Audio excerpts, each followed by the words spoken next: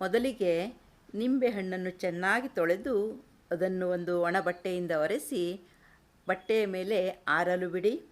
ನಂತರ ಒಂದು ಬಾಣಲೆಯಲ್ಲಿ 2 ಸ್ಪೂನ್ ಎಣ್ಣೆ ಹಾಕಿ ಈ ಒಣಗಿದ ನಿಂಬೆಹಣ್ಣನ್ನು ಸ್ವಲ್ಪ ಹುರಿಯಿರಿ.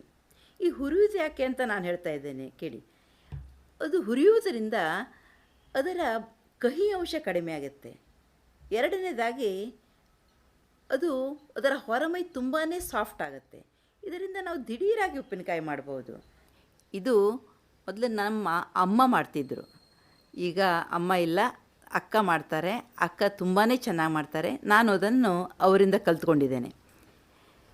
ನೋಡಿ, ಎಲ್ಲಿವರೆಗೆ ಹುರಿಬೇಕು ಅಂತ ಹೀಗೆ ಚಟಪಟ ಸಿಡಿಬೇಕು. ಅದು ಸಿಡಿದ ಕೂಡಲೇ ಅದನ್ನು ನಾವು ತೆಗೆಯಬೇಕು. ಬಾಣಲೆಯಿಂದ ತೆಗೆದ ಎಲ್ಲ ನಿಂಬೆಹಣ್ಣುಗಳನ್ನು ಒಂದು ಒಣ ಬಟ್ಟೆಯಿಂದ ಚೆನ್ನಾಗಿ ಒರೆಸಿಕೊಳ್ಳಿ.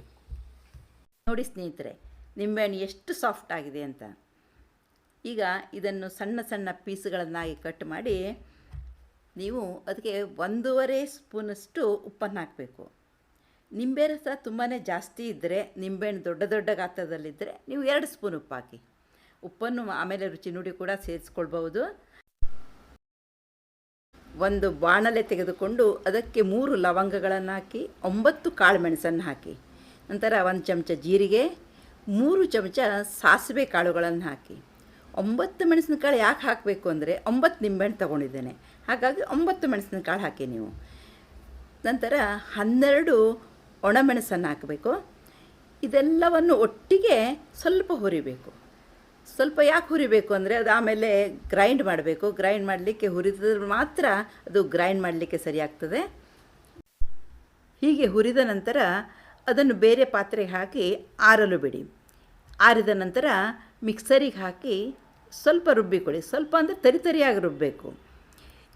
ಈಗ ತರಿತರಿಯಾಗಿ ರುಬ್ಬಿದ ಮಸಾಲೆಯನ್ನು ನಿಂಬೆಹಣ್ಣಿಗೆ ಹಾಕಿ ಸೇರಿಸಿ ನಂತರ ನೀವು ಇದಕ್ಕೆ ಈಗ ಒಂದು ಒಗ್ಗರಣೆ ಕೊಡಬೇಕು. ಈ ಒಗ್ಗರಣೆಗೆ ಏನೇನು ಹಾಕಬೇಕಂತ ಹೇಳ್ತೇನೆ ನೋಡಿ. ಒಂದು ಬಾಣಲೆಯಲ್ಲಿ 2 ದೊಡ್ಡ ಸ್ಪೂನ್ನಷ್ಟು ಎಣ್ಣೆ ಹಾಕಿ ಅದಕ್ಕೆ 1 ಚಮಚ ಮೆಂತೆ ಹಾಕಿ ಸ್ವಲ್ಪ ಹುರಿಯಿರಿ. ಹುರಿದ ನಂತರ ಅದಕ್ಕೆ 2 ಚಮಚ ಸಾಸಿವೆ ಕಾಳನ್ನು ಹಾಕಿ. ಸಾಸಿವೆ ಕಾಳು ಹಾಕಿ ಸ್ವಲ್ಪ ಹುರಿಬೇಕು. ಅದನ್ನು ಹುರಿದ ನಂತರ ನೀವು 1 ಚಮಚ ಇಂಗಿನ ಪೌಡ್ರ್ ಹಾಕಬೇಕು. ಇಂಗಿ ಸ್ವಲ್ಪ ಜಾಸ್ತಿನೇ ಬೇಕು. ಇಂಗು ಜಾಸ್ತಿ ಹಾಕೋದ್ರಿಂದ ತುಂಬ ರುಚಿಯಾಗುತ್ತೆ. ಹಾಗಾಗಿ ನೀವು ಗಟ್ಟಿ ಇಂಗನ್ನು ಕೂಡ ಉಪಯೋಗಿಸ್ಬೋದು, ಈ ಪೌಡರ್ ಇಂಗನ್ನು ಕೂಡ ಉಪಯೋಗಿಸಬಹುದು. ಈ ಒಗ್ಗರಣೆಯನ್ನು ಆರಲು ಬಿಡಿ. ಆರಿದ ನಂತರ ಅದನ್ನು ನೀವು ಈ ನಿಂಬೆಹಣ್ಣಿಗೆ ಹಾಕಿ ಚೆನ್ನಾಗಿ ಕರಸಿ.